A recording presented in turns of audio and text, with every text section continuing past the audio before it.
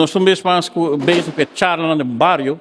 Há toca na grupo de zesde-plussers que organizam junto conosco aqui na Clube Caetitio.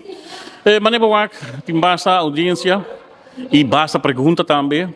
E também reclamo de que não tem programa de televisão ainda que está upgrade.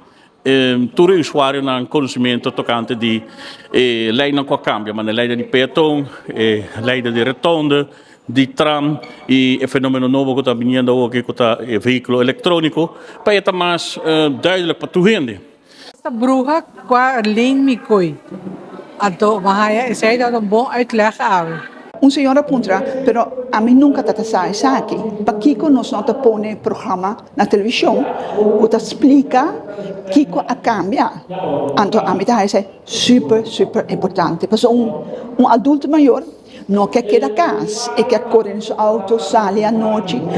Pero eu vou estar sentindo inseguro. Então e depois está sucedendo algo na pessoa está boa culpa, então a outra pensa, não tem nada a marcar. Com muito gosto nós também na bairro para dar informação que para explicar e também para nós entender o que está passando no bairro, maneco bawak e para escuta, não tem roupa lá riba usuário não que está drift com auto riba caminho de bairro ou maneira associal com a corre riba retorno de bairro e também pouco cruzada o tanto perigoso e são na número de sumana de ex-burger que aqui na pabau de Bright Bakery o também tem dois boxes mombista.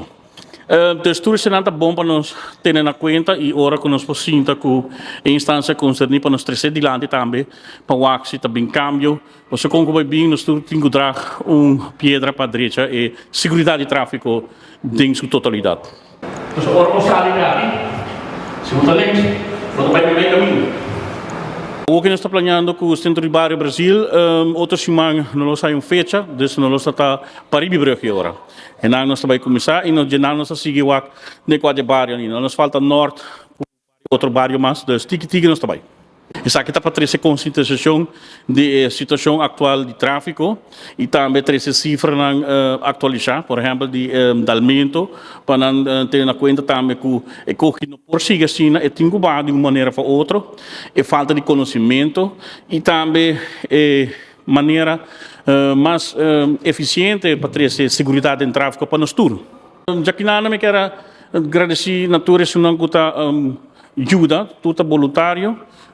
E também nós estamos uma apelação na instância concernida, e pior na Ministro de Justiça, Ministro Rocochão, para mais lieta possível nós sinta back na mesa e para nós poder esse ponto aqui na mesa para como nós podemos solucionar e que conjuntamente cultura e outra instância concernida.